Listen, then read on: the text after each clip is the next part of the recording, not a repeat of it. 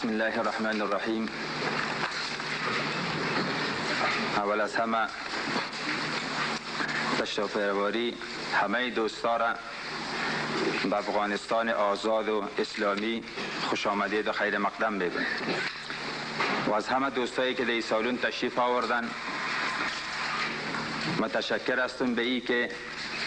قبول زحمت کردند تا وقایعی که در افغانستان میگذره را به جهان منعکس بسازند. دوستا در جریان هستند که با به قدرت رسیدن رژیم کمونیستی در افغانستان ملت مسلمان ما با احساس اسلامی که داشت در برابر کمونیستا قیام کردند و بیش از 14 سال بود که جهاد ملت ما ادامه پیدا کرد و ملت مجاهد افغانستان موفق شد به یاری پروردگار که در برابر بزرگترین ابرقدرت جهان مقاومت بکنه و بالاخره او را به شکست وادار بسازه و نه تنها خود بلکه کشورهای متعددی را از زیر سلطه و ستم کمونیست ها نجات بده و این پیروزی مردم مسلمان افغانستان و شکست ابرقدرت اتحاد شوروی چیزی بود که در اول قطعا متصور نبود و مردم فکر میکردن جهانیان که جایی را که روسا اشغال بکنن دوباره آزادیش ممکن نیست. مگر ما از اولین روزی که روسا به کشور ما تجاوز کردند در اولی روزها هم معتقد به این بودیم که روز کشور خود آزاد خواهد ساختیم و در طول سالهایی که روسها در افغانستان بودند یک لحظه از پیروزی ناامید و مایوس نبودیم، بلکه با گذشت هر روز معتقدتر می شدیم که در نهایت کامیابی از آن ماست. با خروج قوای اتحاد شوروی از افغانستان جمعی قسم تصور میکردند که باید مجاهدین در ظرف چند هفته یا حد اکثر چند ماه بتوانند رژیم ساقط بسازند. مگر این تحلیل کسایی بود که جهاد ملت ما را و خاصیت‌های و خصوصیات ویژه و به خصوص ملت ما را دقیق و وضعیتی که در افغانستان حاکم بوده دقیق درک نکرده بودند. مگر ما در پیش از خروج قوای اتحاد شوروی از افغانستان هم اعلان کرده بودیم که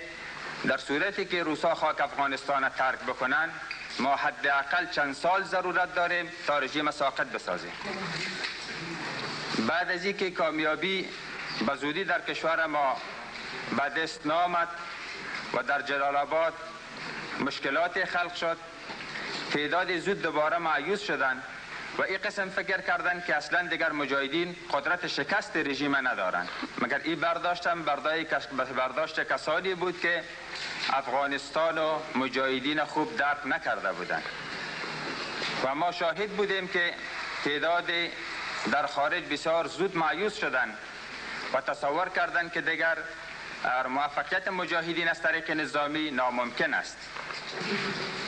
در او زمان هم ما با اطمینان اعلان کردیم که رژیم از طریق نظامی قابل شکست است و ضرورت به زمان داریم. با وجودی که اکثرا مایوس شده بودند مگر ما مصممانه دنبال استراتژی خود بودیم و به سعی و تلاش خود و به مجاهدت خود ادامه دادیم. بعد از 2 سال و چند ماهی بود که شورای نظار جمعیت اسلامی افغانستان از نقطه نظر نظامی در مرحله رسیده بود که میتونست تعرض استراتژیک خود آغاز بکنه و ما برای این که این پروسه موفقیتش پیش از پیش تضمین شده بتانه به همکاری سایر نیروهایی که در افغانستان بودند، چه نیروهایی که در جنوب بود و چه قوت‌ها و مجاهدای افغانستان به وجود آوردیم تا در عملیاتی که در آینده شروع میشه همه قوت‌های کشور همزمان دست به عملیات بزنه. و در سال گذشته بود که ما به یاری پروردگار و به همکاری سایر جبهاتی که در نقاط مختلف کشور قرار داشتند تعرض خود آغاز کردیم و در اولین قدم بنبست نظامی که از اون نام می بردن در هم شکسته شد. پایگاه عمده دشمن در خوست جنوبی در هم شکسته شد. خوجغار و قسمت بزیادی از بدخشان آزاد شد. از نظر من فتح خوست در جنوب و فتح خوجغار و بدخشان در شمال نقطه عطفی بود در روند کارهای نظامی ما و بعد از دست آوردن این فتوحات بود که ما اعلان کردیم که دیگر رژیم از نقطه نظر نظامی در برابر مجاهدین نمیتونه استادگی بکنه. مدت قبل همه شاهد حادثه در مزار شریف بودیم که شهر مزار شریف توسط مجاهدین و به همکاری وسیع قوت‌های مسلح رژیم آزاد شد. به تعقیب این پیروزی بزرگ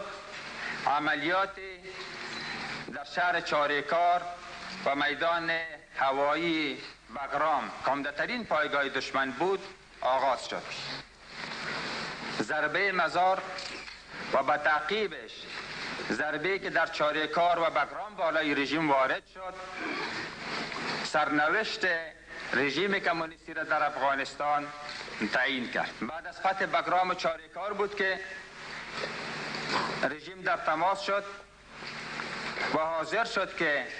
یک قسمت از شرایط مجاهدین بپذیره. همان بود که عبدالوکیل وزیر خارجه در مرکز نظامی ما در فرقه دوم واقع جبل سراج تشریف آوردن و مطالبی را که داشتن در اوجه بیان کردند. مگر ما در خواستای خود داشتیم و چیز کمتر از تسلیم دهی کامل قدرت در کابل قبول نکردیم و اعلان کردیم در صورتی که رژیم آمتام قدرت به مجاهدین بدون قید و شرط تسلیم نکنه در اون صورت ما حاضر به این نیستیم که در دروازه کابل متوقف شویم و اخطار دادیم که در صورتی که تسلیم نکنه ما دست به عمل خواهد زدیم. در دور دوم مذاکره بود که عبدالوکیل پیام آورد از طرف رژیم و تسلیمی آمتام رژیم و قبول حکومت مجاهدین در کابل پذیرفت. ما با اخذ پیام تسلیمی رژیم و قبول حکومت مجاهدین از طرف رژیم همه رهبران را و تعدادی از قماندان‌های عمده جهادی را در جریان این امر قرار دادم و در حالی که ما قدرت ازی را داشتیم که کابل اشغال از طریق نظامی اشغال بکنیم و قدرت مشخصا خود ما در دست بگیریم، مگر روی یک سلسله ملحوظاتی که پیش خودیم بود ما دست به عمل نزدیم. در دروازه کابل قوتهای خود متوقف ساختیم و این حقه که به چی ترتیب حکومت ترتیب شود موضوع را به رهبران محول کردیم تا رهبران خودشان حکومت موقتی را ترتیب بکنند. حکومت موقتی که از طرف عام اقشار همه ملیت های داخل افغانستان نمایندگی کرده بتانه و رضایت اکثر مجاهدین حاصل بکنه.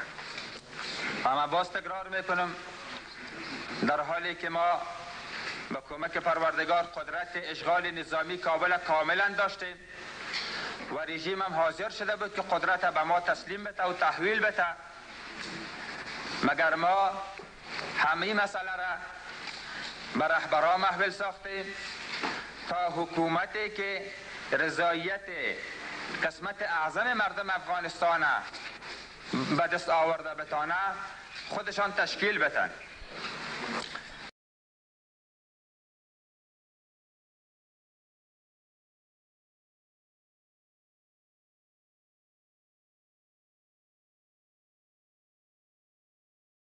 تا رهبران خودشان حکومت موقتی را ترتیب بکنن، حکومت موقتی که از طرف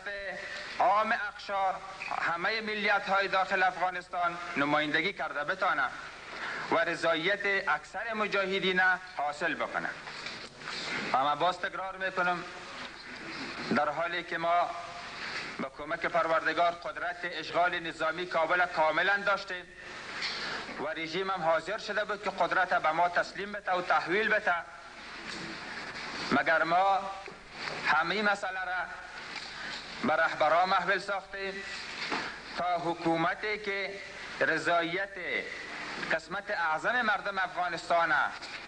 به دست آورده بتانه خودشان تشکیل بتن. ما در دروازه کابل قای خود متوقف ساختیم و در انتظار فیصله رهبران نشستیم. با کمال تأسف یکی از گروه ها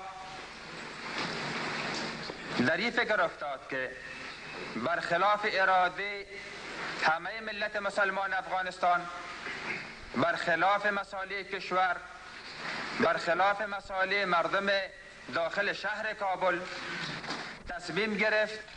تا به کابل حمله نظامی بکنه، در حالی که قضیه تقریبا خاتمه یافته بود. رژیم تسلیمی خود و قبول حکومت جهادی را پذیرفته بود. اصلا دیگر ضرورت به حمله بالای کابل احساس نمیشد و نیاز به حمله نبود.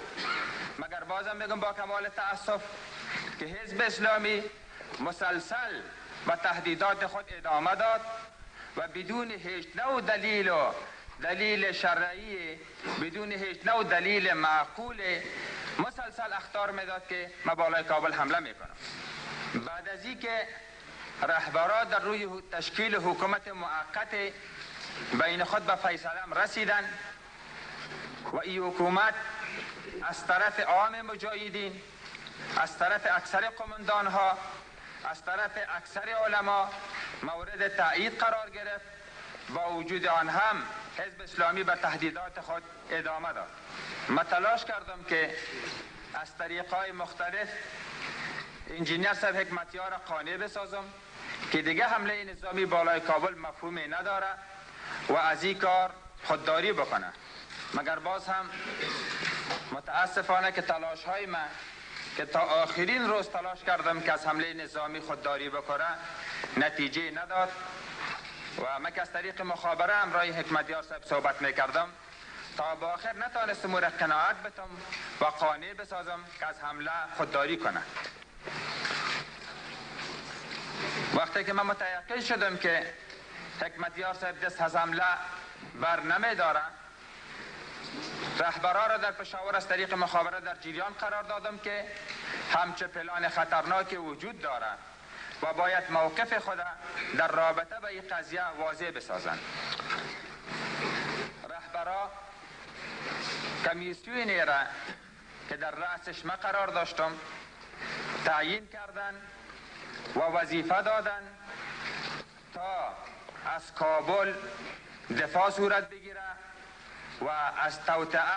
جلوگیری شود. خوشبختانه که ما موفق شدیم بعد اخذ فیصله رهبران در قسمت جلوگیری از این توطئه را در نطفه خنثی بسازیم و جلو به قدرت رسیدن یک جناه که